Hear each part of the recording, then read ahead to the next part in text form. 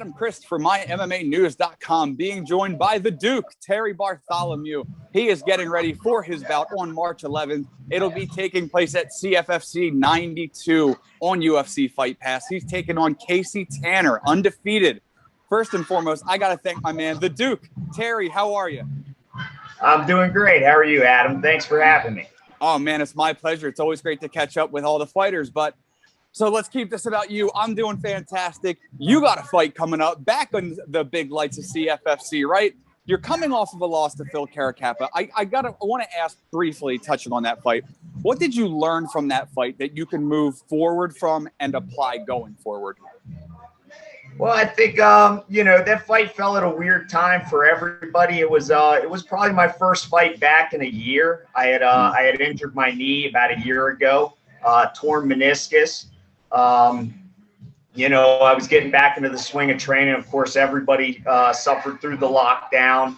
There wasn't anything going on, not a lot we could do. And then coming back, a lot of things were strange. I was doing a lot more teaching, not quite as much training. So, I've worked out my schedule now. I'm getting a lot more training in compared to the amount of teaching that I'm doing. Working on the cardio. Outside of game plan stuff, I mean, none of that felt too bad. I fight the way I fight.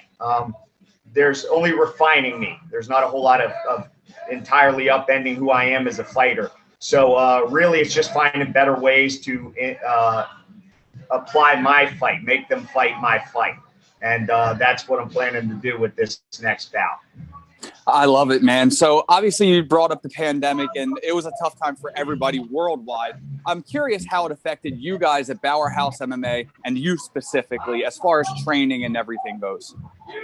Well, I live in Maryland, so Maryland was under a pretty strict lockdown there. Mm-hmm. We were all inside house. I was teaching some classes on Zoom, so just trying to keep everybody that was interested in staying into it with the gym, keep them coming. And then, once we could finally kind of walk back in the facility, we started training from there. It was definitely different. It was a lot more like take the dog on a run here and there out in the park. Around the block, depending on what I had available at that time. Lifting a few weights. I didn't have much at the house at the time. But that was about it. And so get rest here and there, but having it forced on me, I prefer my grappling, working with other people. I prefer boxing with other people.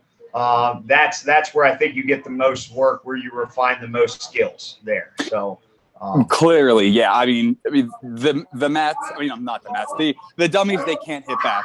The bags, they can't hit back. Obviously, you're going to get refined with the body. So I completely understand that. But getting into this fight, when did you find out you were going to be taking on Kasey Tanner? How did this fight come together? I'm just curious how it just fell into your lap. I heard word of it last week. They offered the fight. I said, yeah, that sounds great. At this point in time, there's not a lot of fights to go around. We as professionals, we got to take what we can get right now. It's a good fight. It's a great organization. I don't see why I would turn it down. So it's been,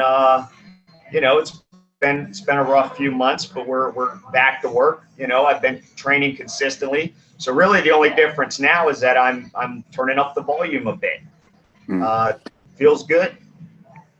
Well, I'm sure you're looking to get back in there, obviously, especially with things ending the way they did. But with Kasey Tanner, I'm curious, when you look at this fight on paper, and even if you look at Kasey fight on his YouTube videos, you would think predominantly he's a striker, right? I mean, he does have his submission wins, but looks more like a striker when he's in the cage. And obviously, you're no slouch on the ground. Clearly, 6 of your wins come by submission stoppage. So do you think this is the tale of the tape of the ancient grappler versus striker?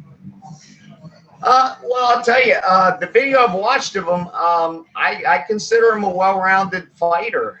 He's got good striking. You know, I've seen him do some decent wrestling, some decent jiu-jitsu. You know, there's nowhere where I'm just going to run him over. I respect everything that guy has to offer. That being said, I don't feel like it's quite striker versus grappler. You know, the past few months I have been working on my striking a lot. I'm feeling much more comfortable all the time. You know, like anything else, the more you do it, the better you feel. You know, he's a tough guy, but I'll be able to institute my grappling as well. So I feel good at that. And if I'm not mistaken, you've in the past had your kickboxing bouts as well. So it's not just you being so focused on the grappling, because you are well versed in stand up as well. Mm-hmm. Yes, so, I've done my share. You've done your share, man. So getting into the bout with Kasey Tanner, how do you think it's going to play out? Obviously, because I mean, we just got done discussing, you know, strengths and everything. How do you think it's going to go when the bell rings? When this bell rings, I think there's going to be a little bit of a feeling out period. Like any fight, we're going to kind of measure each other. You know, we're going to kind of see what opportunities present themselves as we work on our game plan. You know, I don't see that there won't be any grappling or any wrestling. You know, my job, and this is, you know, since I started wrestling 20 years ago, I'm out to make somebody fight my fight or wrestle my match. Okay. A lot of pressure, a lot of hands, a lot of shooting, mix it up, clinch work. If it goes to the ground, great. If it doesn't, hey, we can work from there too. So. Right. And with this win, pending the win, clearly it puts you in a great position within the organization. Obviously, UFC Fight Pass, you know, getting the win under the CFFC lights, not running past this guy, not looking past this guy, nothing like that. But where do you think this puts you on the roster of CFFC pending this win? My goal is to move as far up in this organization as I can. I'd love a title fight. If we can't eliminate her, but that's where we're going. We want the gold, we want the belt, we want the stroke. Work as long and as hard as it takes for us to get there. So bold prediction to close it down. When do you think it's going to happen? Do you think you're going to finish him, and how do you think it's going to go?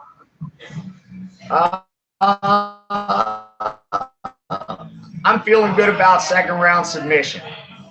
Do you even want to go as far as to clarify? No, I don't think I want to go that far. I'm very opportunistic. Okay, I'll take what I'm given. Understandable, man. Well, we're going to look forward to it. I'll let you go back to doing your training. Obviously, you have a big night ahead at you. CFFC 92, it's going down on March 11th, going on UFC Fight Pass. You don't want to miss this fight. For the Duke, Terry Bartholomew, I am Adam Chris. Thank you, as always, for tuning in, and keep it locked to mymmanews.com for all your fight news needs.